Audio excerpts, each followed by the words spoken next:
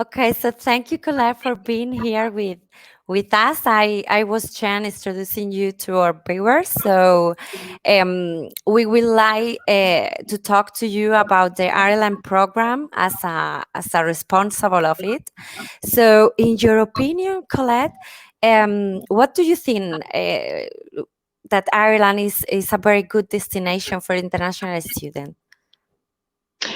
Well, after Brexit in 2021 in January, Ireland is going to be the only English-speaking country in the EU. So I reckon, in my opinion, it's it's a very good country to come to learn the language, to learn the culture, and just learn a whole different aspect of life that's different to home in Spain. That's that's right. That's right. And in what do you think make the difference between us and the rest of the organization there in Ireland? I think what singles us out being Irish is they're very welcoming, they're very warm, they open their homes and their hearts to the students, they make friends for life, they stay in touch, they treat all the students the very same as they treat their own children. They look for the best for them, they try and get the most opportunities for them to avail of while they're here. And the majority of students love it here and have a great time. And regarding the families that we think is a very important part of the program, how do we choose them? What are the requirements for being a host family for us? The requirements that we'd like are preferably a previous history with us or with another organisation. They come either highly recommended by a school or they're personally known to me or some of our local coordinators. They still go through the process of filling their online application, which puts their own information down that leaves it accessible for the students to read up and know where they're going and who they'll be meeting and basically put a face to the name. They're Garda vetted. We have some families we've used from the word go. Their children come, then they go home and they tell their friends about the great time that they had, and even some of them then request that they would go to a specific family that they know someone had a great time with. But we just don't get any family. There are families we won't use, or maybe through circumstances we have used in the past, and COVID at the moment now is playing a big part in all our lives, and some really good families that we have through their jobs, they're just not in a position to take students at the moment. Not that they don't want to, but because they work in the nursing profession or care homes or things like that, and they're working with the vulnerable in society, that just as part of their job, they're not allowed have outside people in their home, and for the student as well, in case they'd take something home to the student, or in case the student would take something home from school that they would take into the hospital or the nursing home. But yeah, you could say our families are handpicked and selected, and we only use the best. And how you make this match between host family and the student? Well, the student will, the page that we use just key points, plus we read up on their profile, their likes, their dislikes. They may like animals, they may like music. We try to find a school and a host family that will incorporate music close by, maybe horse riding, maybe a specific required sport, a football club, a soccer club, maybe swimming or gym. We don't guarantee, but we will always try our level best to meet with any requirements that the students have. So when we match the school with the host family, with the student, we try and create the bigger picture and please everybody. That's great. And you talked before about the local coordinator. So I Mhm. also would like to talk about what is the role of the local coordination regarding the student. The local coordinator's role would be that they are the first point of call if the student has a problem. So number one, they will meet their coordinator probably at the airport on the day they arrive. So they put a face to the name and they just know who they're talking to. Say there could be any number of reasons that they feel maybe they have a question that they don't want to ask their host mum or their host dad or their host brother or sister.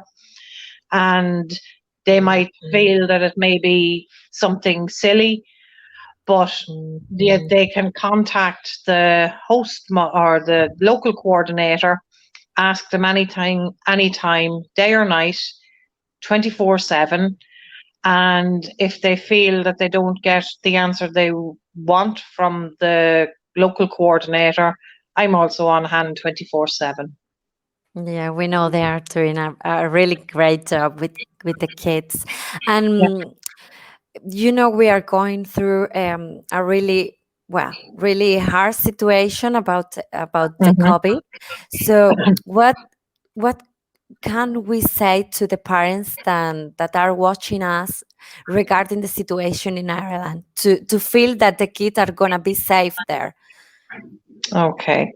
Well, the safety of the children in our care is always a priority. They may ask, can they go to town? Can they visit their friends? Can they do this, that, and the other? If me or their coordinator or their host family says no, we're not being spoiled sports. We're doing it for their best interest. At the moment, COVID is a big part in everybody's life. Schools are playing a big part in isolating children into their pods. They don't want to resort to online learning. In exceptional small circumstances where there has been a confirmed case in a school, they may be asked to just self-isolate for 10 days, maybe get a test. When the test come back negative, they're free to come back to school. They don't want to go to online learning. It's the whole experience of attending school, meeting their friends, and COVID is going to be around, I can't say for how long, but for the foreseeable future. We seem to be maintaining it within the school system. Hopefully it remains that way. The third level education are all done online at the moment. Secondary schools, national schools and creches are operating as normal. Well, as normal as can be under the circumstances. Yeah, the same And here. yeah, but COVID, like to predict what's happening in the future, like we're in level 5 lockdown at the moment. We're supposed to come out on the 1st of December. We could come out early. It could be extended. We don't know from one day to the next. We just wait for information from government and we just follow guidelines. Well, but we have now a student there who are having a really great time apart of the COVID, Mhm. don't they? So Yeah. so it means that you can have a great experience even in that situation. Well, you're within the family as a unit, so you're still going to be able to do your family things. Like we had Halloween, I've had students that had parties with their host Yeah. sibling, a little firework display and decorations and party games and treats and sweets and all. They really are making the most of it. They're a great bunch of students. Like you will get out of it what you put into it. The more that you're willing to partake in and take part in, there's just so much to do. I know there's so much more to do if we weren't in COVID. Like I know the LCs were planning maybe a trip to Belfast there over the midterm, unfortunately, COVID put paid to that for now, but there's plenty of time after Christmas. Yeah, we hope Yeah. so. And did you have any recommendation for the student who is thinking of going to Ireland? If you're willing to embrace culture, learn a language, be very upfront, be willing to ask questions, be willing to learn. Ireland, there's just so much to see, to do, to love. It's just, we've had just an exceptional response from students that have been here before. They've loved it. They've made friends forever. They're talking about coming back. They stay in touch. They visit. They write. Social media makes it possible that they're in touch nearly every day. And host mums and host students, the stories, I'd love to just write a book on the stories that some of them say, and they'd nearly bring a tear to your eye. They're just so nice. Great. Is there anything that you wanna add?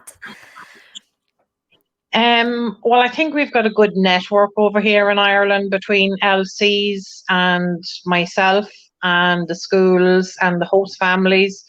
We're all one big happy community. We all work together to help each other out. At no stage is any student ever alone. We never want them to feel alone. I know sometimes they may feel homesick. We guide them through it. We help them through it. By the time it's time to go home, there's tears because they love it so much they don't want to go home. It's just, Ireland is the land of 100,000 welcomes, and they're waiting here for when the students decide to come. Yeah. So thank you very much, Collete, for your time. No We really problem, appreciate that you are here. Thank you very much. No problem. Thanks very much.